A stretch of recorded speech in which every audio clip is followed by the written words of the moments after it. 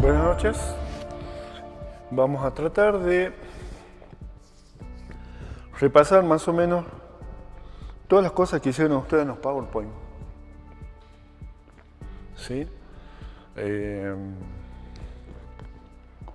Hay muchos muy bien hechos, ¿sí? Muy buenas presentaciones.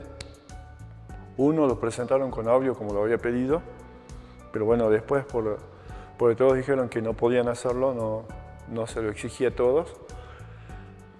Y vamos viendo más o menos si coincide lo que yo le digo con lo que ustedes están diciendo, con lo que ustedes hicieron en el PowerPoint, porque ustedes los tienen también, al igual que yo. ¿Sí? Comencemos con medios de contrastes. Los medios de contraste radiológicos, ¿sí? ¿Cuál es el medio de contraste radiológico ideal? Aquel que tiene una buena concentración tisular, ¿sí? Sin ingresar a las células del organismo. Ese es el mejor medio de contraste. Tiene que tener otra característica, por supuesto, ¿sí? Tiene que ser económicamente accesible, ¿sí? No tiene que causar reacciones adversas, cosa que es muy difícil hoy en día, ¿sí?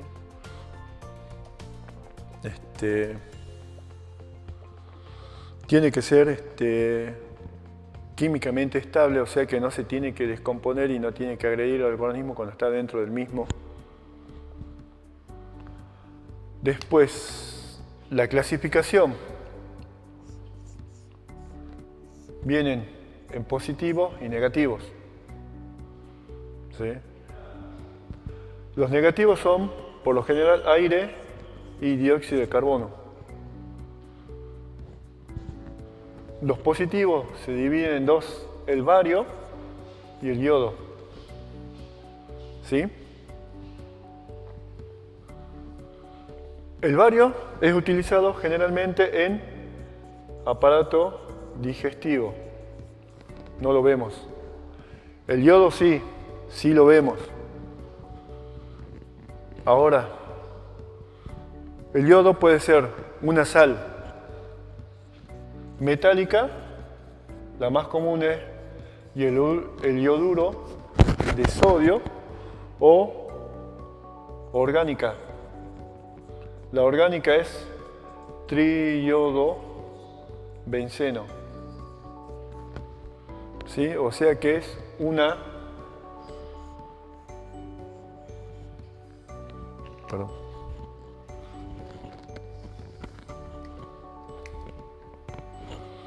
es una molécula de benceno al cual se le reemplaza un carbono, tres carbonos, en la posición 1, en la 3 y la 5. Esto sigue teniendo carbono. Y esta posición, la 6 o 1, depende cómo la cuenten, es utilizada para o un catión metálico o un catión orgánico. El catión metálico por lo general es el sodio. Y el orgánico es la metilglucamina, que es nada más ni nada menos que azúcar. ¿Sí? Va en esa posición. Como pueden ver, ¿no es cierto? Tiene esa forma. Ahora, esta forma que está acá es monómero. El dímero son dos juntas. Ese es un dímero. ¿Sí? ¿Qué es un iónico? Un iónico por lo general tiene sodio. ¿Sí? Entonces, ¿qué es lo que hace? Cuando ingresa a la sangre, automáticamente el sodio sale de acá corriendo. ¡Yupi! ¿Sí? ¿Y qué es lo primero que hace el sodio? Causa inconvenientes en la persona. Le eleva la presión, le cambia el ritmo cardíaco. ¿Sí? Es el principal causante de reacciones adversas de los medios de contraste. Mientras que si es no iónico, ingresa a la sangre y conserva su estructura, o sea que no se divide. Ahora, ¿de qué nos sirve eso? Yo diría básicamente de nada. ¿Por qué? Porque ¿quién es el que brinda?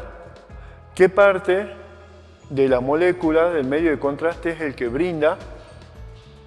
El que está brindando el contraste, la parte negativa, el anión. ¿Por qué? Porque el anión es el que tiene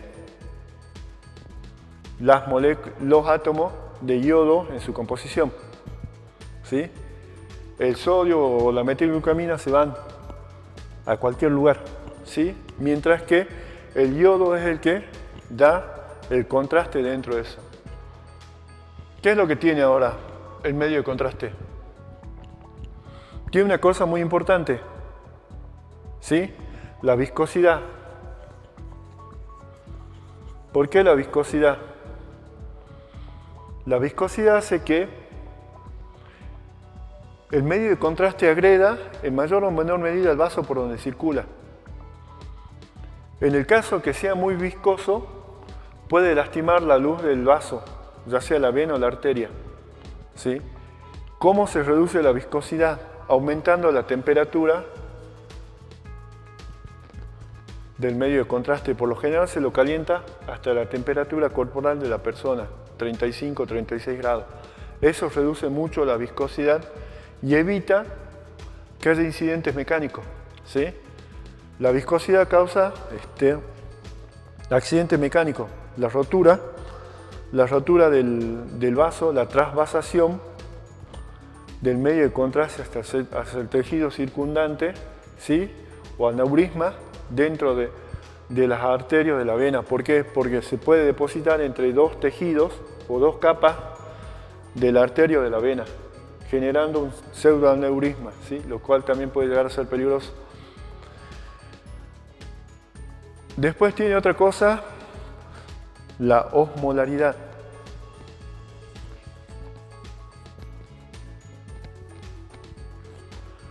¿Por qué la osmolaridad? Antiguamente nosotros sabíamos distinguir los medios de contraste positivo, negativo, de yodo, iónico, no iónico, dímero, monómero, ¿sí? Pero ahora, si le agrego otra clasificación importante, la osmolaridad. ¿Por qué? Porque nosotros tenemos una cosa muy importante. Hay un número mágico, 300. Y no por los espartanos, ¿sí? Sino que es la concentración del plasma sanguíneo. 300 miliosmoles. ¿Sí? Entonces nosotros descubrimos que hay medios de contraste que son de alta osmolaridad, baja osmolaridad, ¿sí? Y hay otros que se llaman isoosmolares. Muy bien. Ahora, se descubrió que no solamente todo esto causaba tipos de reacciones adversas, sino que estaban en función de esto. ¿Sí? O sea que el paciente va a tener mayor o menor medida una reacción adversa cuando, digamos, si el líquido es de mucha osmolaridad, tiene mayores probabilidades de tener reacciones adversas que si estuviera utilizando uno de baja osmolaridad, uno de isosmolar.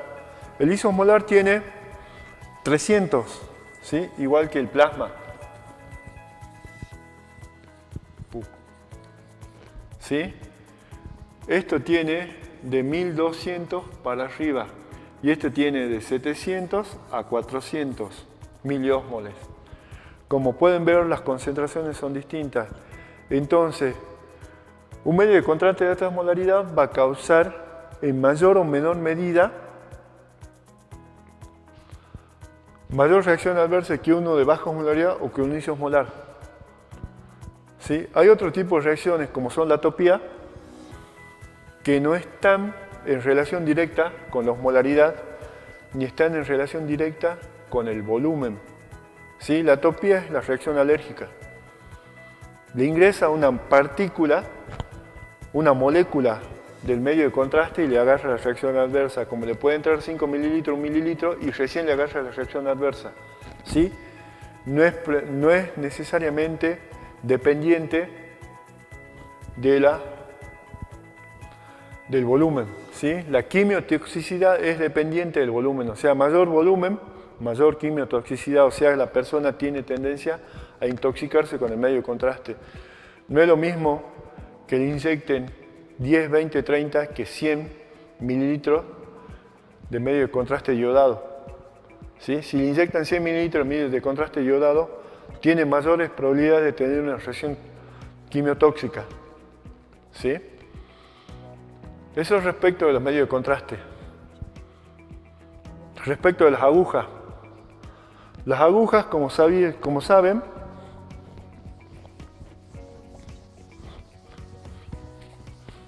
¿no es cierto? Se dividen en determinado calibre y se mide con la letra G. La más gruesa es 16, 18 y las más finitas son por lo general 22. ¿Sí? Conocidas como mariposas, son pediátricas, son muy finitas. Ahora, todas estas pueden ser utilizadas como agujas para la técnica de Seldinger, pero tiene una particularidad, la aguja de la técnica de Seldinger, ¿sí? Porque las agujas convencionales lo que tienen es una sola pared, ¿sí? O sea, son de paredes simples, mientras que las agujas de la técnica de Seldinger son por lo general una aguja dentro de otra aguja. ¿Por qué? Porque una vez que ustedes llegan a la luz del arterio de la vena, ¿no es cierto?, le permite extraer la primera aguja e insertar, ¿qué? El alambre, la guía. ¿Sí? La guía es un alambre de acero, no de un solo filamento, sino de varios filamentos, ¿sí? Que tiene una determinada particularidad, igual que los catéteres. ¿Sí? Pueden ser rectos, pueden ser cola de cerdo, pueden tener terminación en palo de hockey, ¿sí? Igual que los catéteres. Y tienen otra cosa, ¿sí? Pueden ser blandos, o sea que pueden ser maniobrables, o pueden ser duros y permitir que viajen, por ejemplo, por arterias o venas grandes, como son la vena cava o la aorta, ¿sí? Ya que algunas guías o algunos catéteres cuando van por la aorta, si no tienen una guía como el catéter no tiene una guía lo suficientemente fuerte y va por la aorta, la misma velocidad con la que se mueve la sangre tiende a doblarlo o a enredarlo al catéter sobre sí mismo, ¿sí? Entonces el catéter necesita ser lo suficientemente robusto como para soportar ese volumen de sangre. Entonces la guía puede ser o blanda y maniobrable o puede ser lo suficientemente rígida para llegar hasta donde ustedes quieran, ¿sí? Puede ser maniobrable si ustedes, por ejemplo, quieren llegar al tronco celíaco, quieren llegar a la mesentérica superior, mesentérica inferior, o si quieren llegar hacia las arterias renales, la carótida, la vertebral, la innominada, necesitan un catéter que sea maniobrable para llegar a la zona, ¿sí?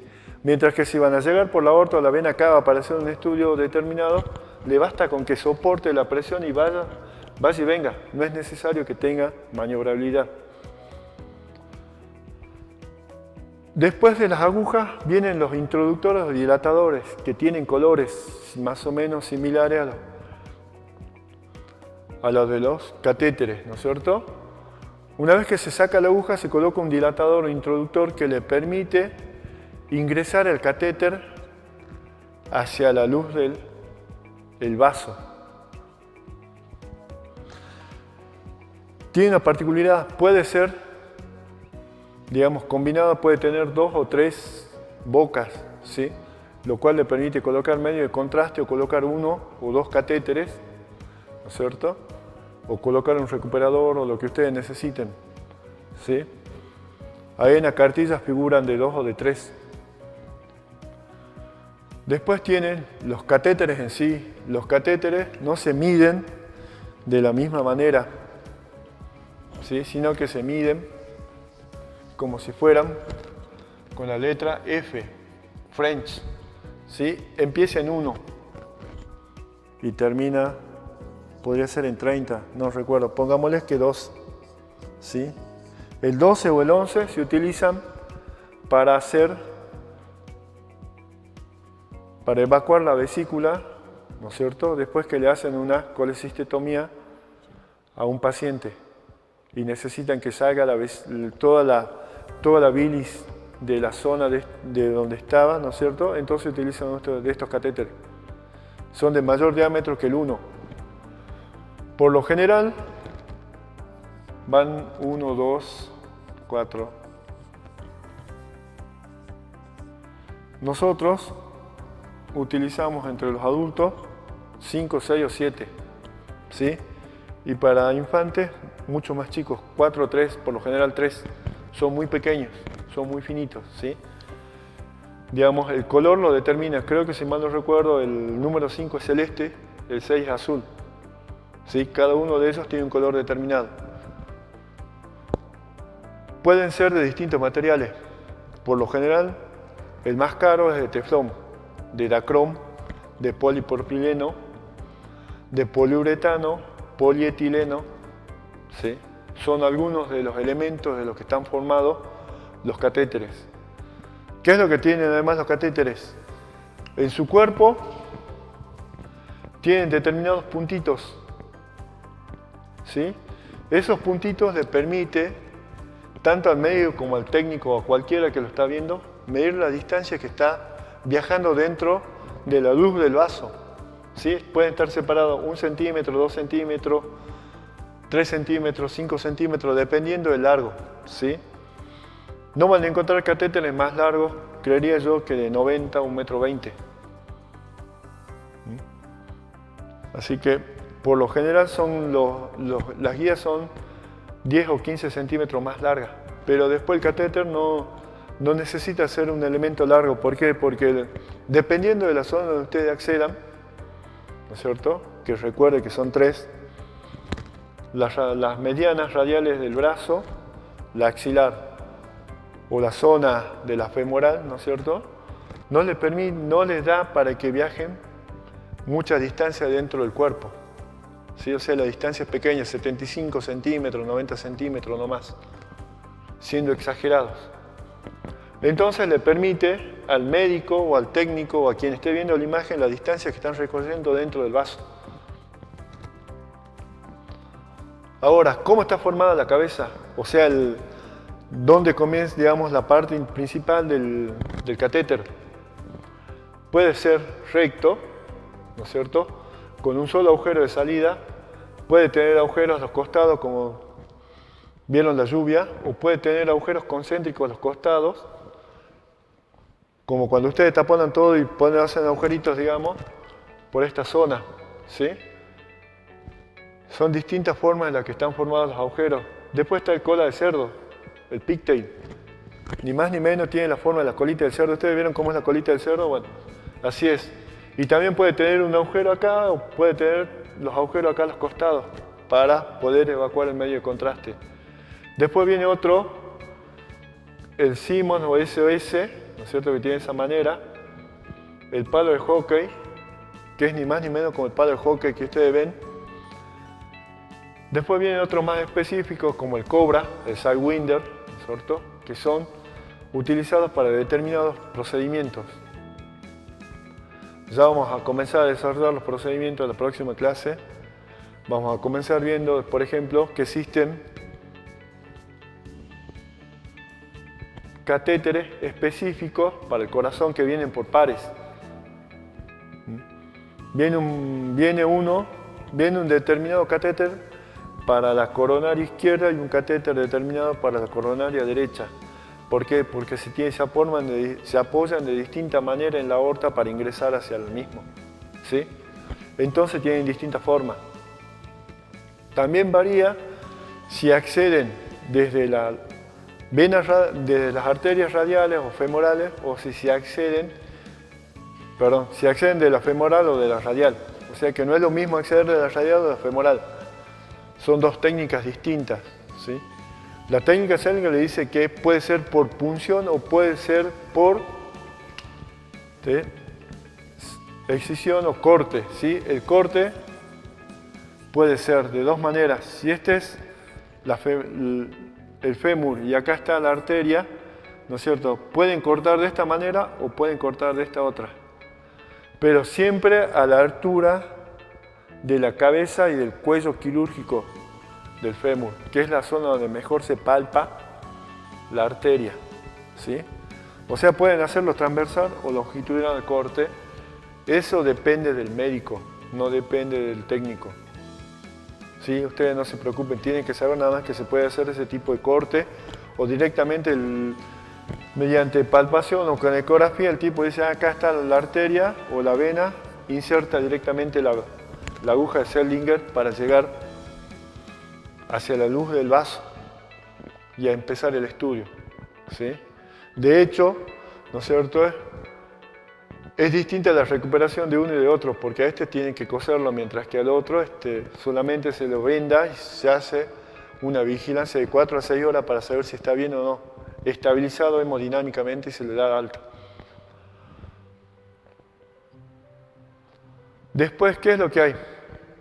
Hay jeringas, ¿no es cierto?, que le permiten al médico inyectar el medio de contraste para hacer la imagen radiográfica. También hay catéteres específicos que le permiten, ¿no es cierto?, como ustedes vieron en el PowerPoint anterior, un balón, utilizar un balón, por ejemplo, para destapar o destrancar una arteria y después detrás del balón viene un stem que es autodesplegable que se despliega y evita que haya, ¿no es cierto?, se tapone de nuevo esa arteria o vena. Existen otro tipo de catéteres que permiten, ¿no es cierto?, colocar stent, se llama, autodesplegables, ¿no es cierto?, que tienen medicamentos, o sea que vienen recubiertos con medicamentos, que son para desarmar un ateroma o para tratar un cáncer.